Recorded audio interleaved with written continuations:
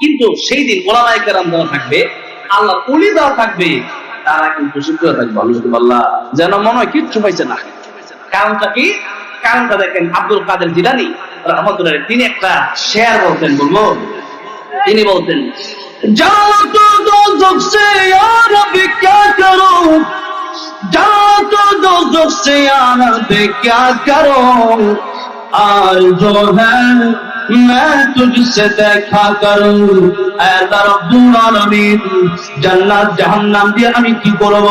আয় আল্লাহ রব্বুল আলামিন, আমার জীবনের সবচেয়ে বড় ইচ্ছা হচ্ছে তোমার সাথে আমি দেখা করব, তোমার আমি দেখতে চাই।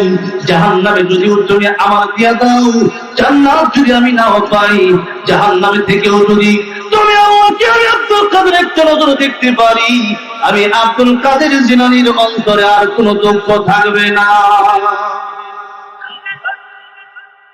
এই হলো জান্নাতে যাওয়ার পরে। কারণ সাধারণ মানুষ যারা, এরা তো অনেকে জান্নাতে যাওয়ার আসে যার নাম থেকে বাঁচার ভয়ে ইবাদত করে, কিন্তু আল্লাহর ওলি যারা, হক্কানি ওলামায়ে কেরাম যারা, তারা কিন্তু জান্নাতে যাওয়ার লাগি ইবাদত করে না, তারা শুধু জান্নাতে যাওয়ার জন্য ইবাদত করে না, জান্নাতের চাইতে বেশি তাদের আশা আকাঙ্ক্ষা হচ্ছে, ইচ্ছা হচ্ছে যে আল্লাহ রাব্বুল আলামিনের দিদার, আল্লাহর সাক্ষাৎ, আল্লাহর প্রেমে আল্লাহ পাওয়ার জন্য তারা বেশি ইবাদত করে।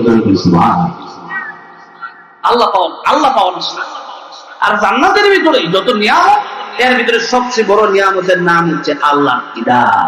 যেরকম কি আল্লাহ দিদার, সূরা কাহফের শেষ আয়াতে আল্লাহ বলেছেন, فمن كان يرجو لقاء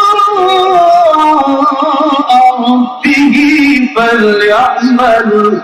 فليعمل عملا صالحا ولا يشرك بعبادة ربه